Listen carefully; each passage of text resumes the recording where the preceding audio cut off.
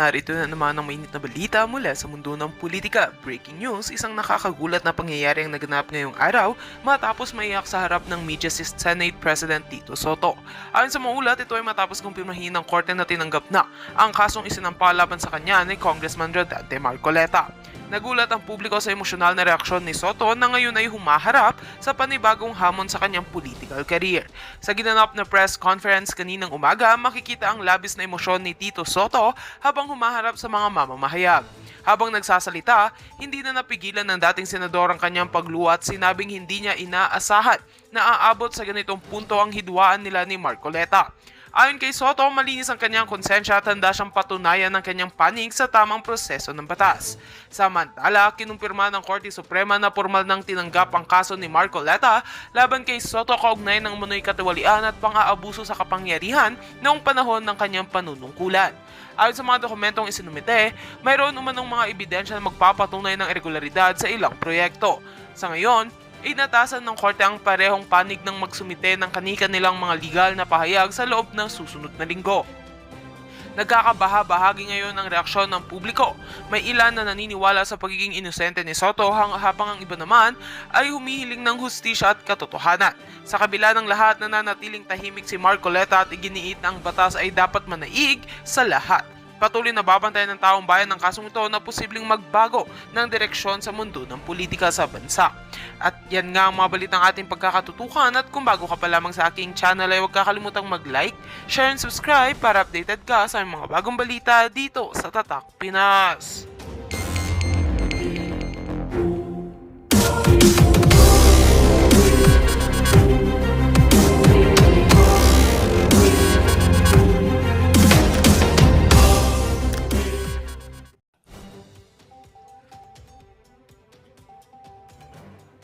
Asan na ba yun? Ito po, napakainit po ng balita na si Hontiveros, ayan, Senador Risa Hontiveros, may kabuuang insertion amendment na 3,035,800,000. Yan. Sa 2025 General Appropriations Act, kung saan 750 million ang nakalaan para sa mga flood control project. Ito po ay binalita ng 2x2 na si Anthony Taberna at Jerry Baha. Oh, nagkakantsawan pa nga yan, dalawa na yan eh. Okay. So, kung totoo yung sinasabi ni Bryce Hernandez na 25 to 30 ang proponent, so, imaginein po ninyo yung 750 million, magkano po yung 35% yan? Yung 25 to 30%. So, ang 750 po, ang 10% po niyan ay 75 million. Ang 20%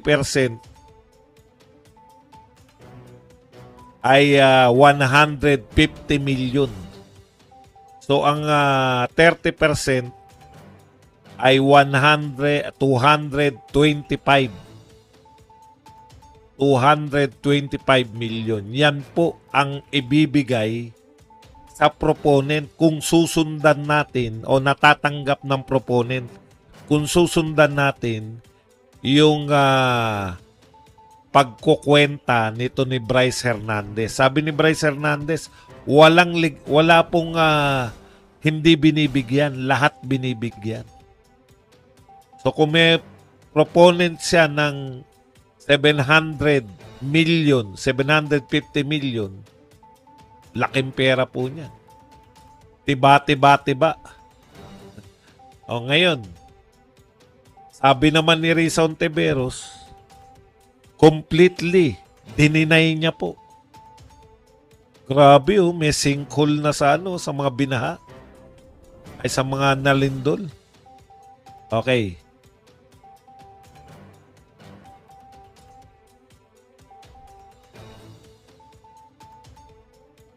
Saan na ba yung pagtanggi ni ano? In fact, hindi nga raw siya pumirma dyan sa BICAM. At tinutulan niya po yung budget. Yan po yung sabi Hontiveros. Hindi pa po uli nagsasalita yung 2x2, no? Kung pinasisinungalingan. Ganito lang naman yan eh.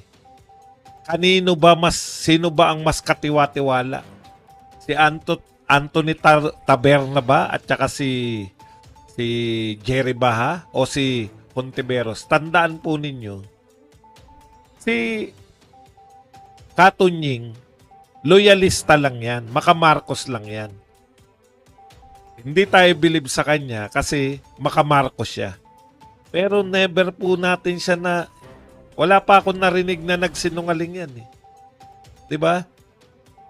Meron nga yung sila ni Bukbok, 'di ba? Naalala niyo yun, yung sinabi ni Anthony Taberna na tinext sa kanya. Minessage sa kanya ni BBM. Natatandaan niyo yun? Tapos kinontra siya ni Bukbok. Loyalista lang yan, tao na yan. Kaya tayo asar dyan kay Tonying. Pero, so far, wala pa naman tayong nakita na siya ay, anong tawag dito? Nagsisinungaling, di ba? Oh. Kaya kayo na po bahala kasi dalawa yung yung isa wala raw siyang insertion. Ito naman si Tunying tsaka to si Baha may insertion. Tandaan po ninyo yung mga po niyan, yung pinanggagalingan po ng impormasyon ni Anthony Taberna ay malupit po, taga Malacanang. Ngayon, kung bakit po titirahin itong si Risa Hontiveros samantalang tutang-tuta siya o nagpapakatuta siya sa mga Marcos. Hindi niya binabanatan si Martin, hindi niya binabanatan si BBM, siya ang numero 1 tagabanat sa mga Duterte. Kung bakit po siya biglang ilalaglag? Tingin ko pinadaan lang kala Taberna eh. Bakit siya nilalaglag ngayon?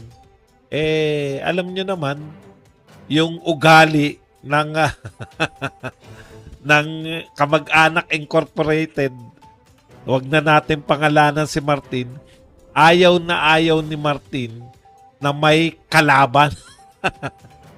Di ba?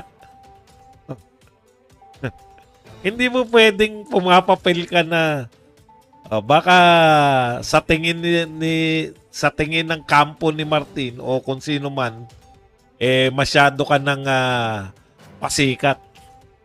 Thank you very much muna kay Ricardo Buensoseco na nagbigay sa atin ng $14.99 at saka si Sara Nakamura na nagbigay ng $800 yen na pangkape. Amik sa padoble, $4.99. Risa pa Virgin Hontiveros, kumakanap din pala ng flood control fund. Akala ko, nagpapakana lang. Walang iya ka, Amik. Akala ni Amik, nagpapakana lang eh. O ngayon po, ang tanong, sino po ang mas kapanipaniwala? Ako, sa tingin ko, ang source ni Taberna, reliable yan lagi. Hindi po niya sisirain yung kasi kung may sisiraan siya na itataya niya yung pangalan niya, mga Duterte na yan. Ano na mamahitan niya kay Risa Hontiveros kung itataya niya yung pangalan niya? Diba? Matagal na po yan 2x2, hindi pa po natin nabalitaan na nag-fake news yan. Ewan ko lang ha. Pero kung ako po ang tatanungin kung sino mas kapanipaniwala,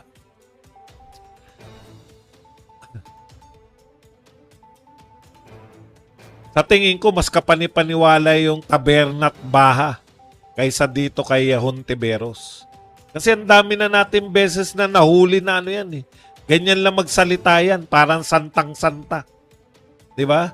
Ako wala akong tiwala sa mga nagbabait-baitan. Yan po ang mga sutil. Yan po ang mga pinakasalbahing mga tao. Yung mga nagbabait-baitan. Kaya kung may paniniwalaan ako, papipiliin kung sino ang nagsasabi ng totoo. Kaya lang, iniisip ko nga rin lang, ano ang motibo ni Taberna para siraan na to si Risa Ontiveros? Kasi out of the blue, walang-wala di ba? Oh, baka naman kasi, hindi ba, nabanatan niya ba si Martin? Baka naman inunahan na lang kasi gusto nyo kayo makinabang gusto nyo kayo makinabang ng lahat Ang tagal naming inalagaan na tinitira-tira si BP Sara tapos kayo magmumukhang bida. Yun lang ang tingin ko diyan Hindi kayo pwedeng maging bida-bidahan na at our expense. Kasi tatablahin na nila yan di ba? Tsaka yung akbayan, tignan nyo po yung akbayan, sila po yung nangunguna ngayon. Baka nga sila yung kumakanta ng Martin Magnanakaw. Sila ba yung kumakanta nun? Kasi tayo, nakatutok tayo kay BBM, di ba? Tsaka hindi tayo marunong kumanta.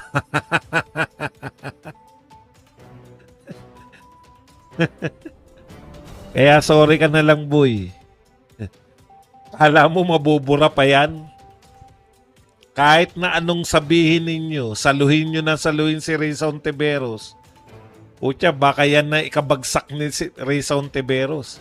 Baka sabi siguro ng kampo nila ng BBM Romualdez, ng Marcos Romualdez, ganito. Teka muna, ang lagay kayong makikinabang, ang tagal namin tinitira yan Tapos ang lalabas, Dilawan versus Duterte. Hindi kami papayag. Tirahin na rin namin kayo ngayon para wala nang ala-alayas. Kunyari lang sila boss na si Jerry, bakang may screenshot ang listahan pero kay Tunying galing yun. Risa, pag nagsalita, akala mo virgin Salamat sa triple amik pero napupuna ko sa'yo pa. Parang naghanap ka ng virgin. Kanina ka pa virgin ng virgin Virginal beauty ba ang hanap mo ngayon? Ako, sakto na ako sa mga Daisy. Daisy 7, Daisy Senta, tsaka Daisy Tenta. Oo, ayan. Yan si Anthony Taberna. First lady yan. Kaya, tsaka walang kaabog-abog Out of the blue, biglang binanatan nila si Risa Ontiveros. Yun wag kayo masyadong kampante, parang pinaalalahanan kayo. Masyado na kayo naging kampante sa paninira Mga anti-corruption kayo. O eto, pinatuhan sila, di ba? Akbayan sa kanila yan yan, gusto nyo palang singilin si BBM sa rally. Iyari kayo ngayon. Yan lang po ang ating topic. Pwede na kayong magtanong, pwede na po kayong magbigay ng reaksyon at higit sa lahat, pwede po kayong magpakape. Yan, basa tayo. Tanong-tanong at mag-likes po kayo. Alam nyo po, pinapaalalahanan pa kayo, 2,700 tayo, 600 lang yung nagla-likes. Likes lang po kayo. Kita nyo po, kada nagla-likes kayo, yung susunod natin live, maraming tao, di ba? O yan po yan Yung akbayan, pinaglaban nila si Duterte, panagutin at si BBM singilin, sigaw sa rally. O yan, no free lunch. Sa isip siguro ng mga Marcos, hindi pwedeng bira lang kayo ng bira. Di ba? Tapos wala kayong makikinabang ng lahat. Mga ang tagal binabanatan ng mga Marcos. Romualdez yung mga Duterte, tapos kayo makikinabang, utot nyo. Tabla-tablahan na kayo. Gracie Brooks, nag-prayer meeting po ako. Toto Duterte, Palahaw. May kaso pa yan si Byro sa PhilHealth. Pinasauli na ng SC, bakit ayaw singilin ng BIR? Chorenda Misa. Huli na booking. Oo, talagang Regina Marigon, saka Virgin Olive Oil din. 6 cents, sir. Pinaalalahanan ng mga bangag makamarcos loyalista na tinataihan lang nila mga kakampwet ng balimbing. Nagtitirahan na sa likod yung mga magkakakampi. Di ba? Kami, kulang kami mga Duterte. Talaga namang ang maraming supporter, Duterte. Na sobrang dami nga ng supporter ng Duterte, nag-aaway-away pa.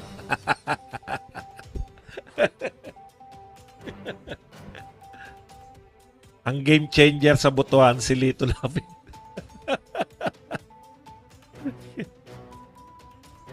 Ang galing ng papel ni Lito Lapid, no?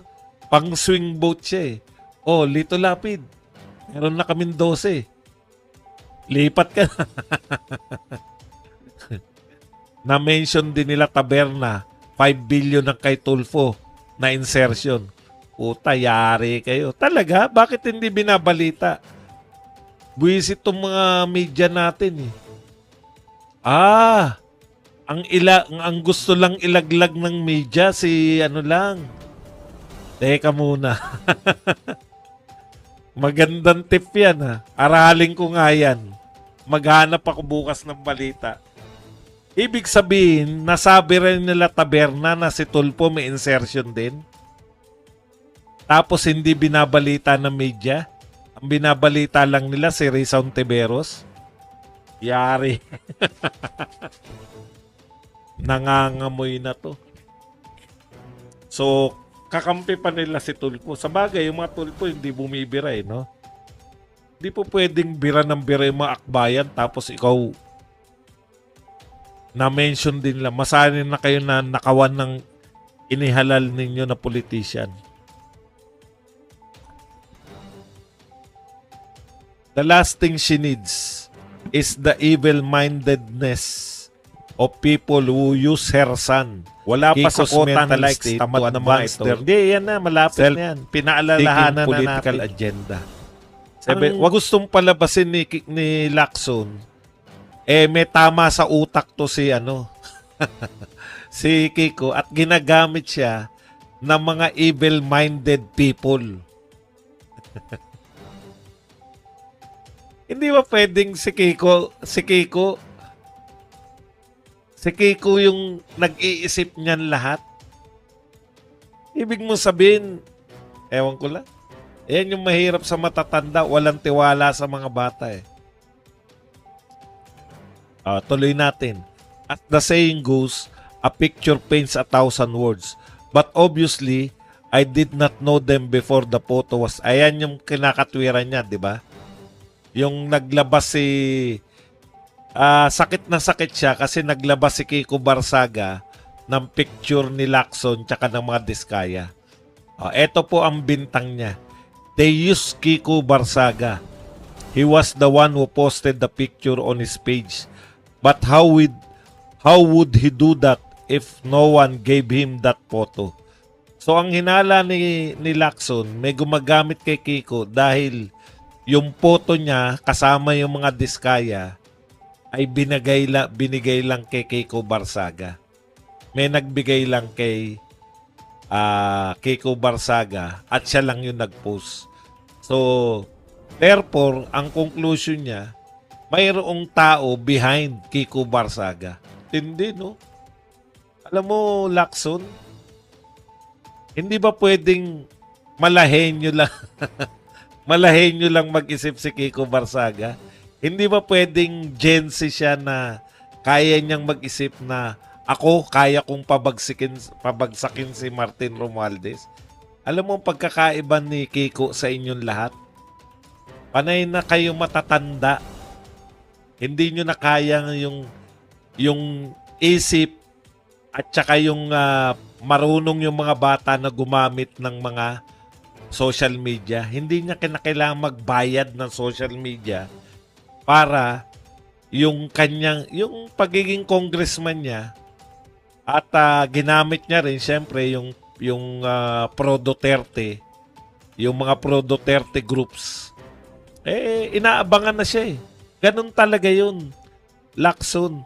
Kaya hindi nyo nauunawaan kung paano gumamit ng social media kasi ang tingin nyo sa lahat, ginagamit ng kung sinong tao. Walang ganun. Pwede yan, kusa yan ni Kiko Barsaga. Sino mag-iisip na siya lang mag-isa? One propaganda army yan si Kiko Barsaga. Okay. Punta na po tayo rito sa balitang-balita na may 5 senador. Ito po, nagulat ako rito dahil hindi ko akalain to. Balita po to ng ANC. Ang nagbabalita po nito ay si Karen Davila. Parinig ko lang sa inyo. Pinag-isipan umano ng ilang senador. Wala na yung ANC kung ako ay naririnig nyo ba? Pero giit ng ilang senador, walang kudeta at hindi sila watak-watak. May banat naman si dating Senate President Francis Escudero kaugnay ng ethics complaint na inihain laban sa kanya. Nagpapatrol, RG Cruz. Wala palita. Pinag-isipan umano ng ilang senador na kumalas sa mayorya. Pero giit ng ilang senador, walang kudeta at hindi sila watak-watak. May banat naman si dating Senate President. Okay. So, pinag-isipan ng 5 senador na kumalas sa mayorya. Pero wala silang balak magkudita. Okay, linaw natin yan ha. Yung 5 senador, ang umamin na kasama sa 5 si JB Ejercito, no? At sinabi niya, kaya sila nag-isip. So dahil hindi natuloy yung kudita o wala pang kudita, pero nagparamdam na yung 5 na kakalas sila sa mayorya, pinag-isipan nilang kumalas at mag-independent na lang. Ang katwiran nila JB Ejercito kasi iba na yung tinatakbo ng Blue Ribbon Committee. Nawala na sa focus. O, 'di ba? Kasi si Marcoleta nakapokus eh. Alam nila kung saan papunta yung Blue Ribbon Committee. Alam nila na patungo sa kaliwanagan. Ngayon po wala na eh. Hindi nga alam kung meron pang meeting o wala na eh. Ang problema dyan, pinag-uusapan, may hinihintay daw na testigo o kung ano. Malamang, naghanap sila ng testigo na ibabangga nila sa testimonya ni Gutesa. Kung wala na silang makita, hindi po talaga sila handa. No? Itong si Lacson. Ngayon, yun po yung katwiran nila JB. O imaginein po nyo, 5 yan. Pag yan 5 na yan, kung ang purpose nila, gusto nilang naguguluhan na sila kung saan patungo yung Blue Ribbon Committee ni Lacson, hindi na uubra na dyan pa rin sila sa mayorya. Kasi ang tunguhin ni Tito Soto at saka ni Lacson, iligtas talaga si Martin. Very obvious naman yan. Hanggang kay Saldico lang sila. Hindi nyo pwedeng idiin si Saldico nang hindi madadamay si Martin Romualdez. At hindi nyo pwedeng idamay si Romualdez nang hindi madadamay yung kanyang pinsan.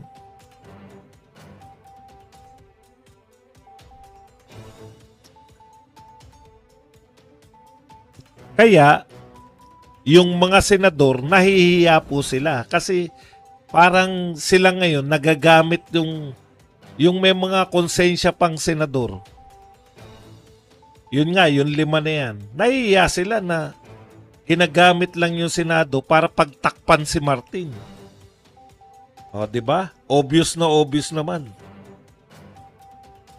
Yes! Nakabawi. Tinitignan ko yung stocks eh. Obvious naman na gusto nilang paligtasin si Martin.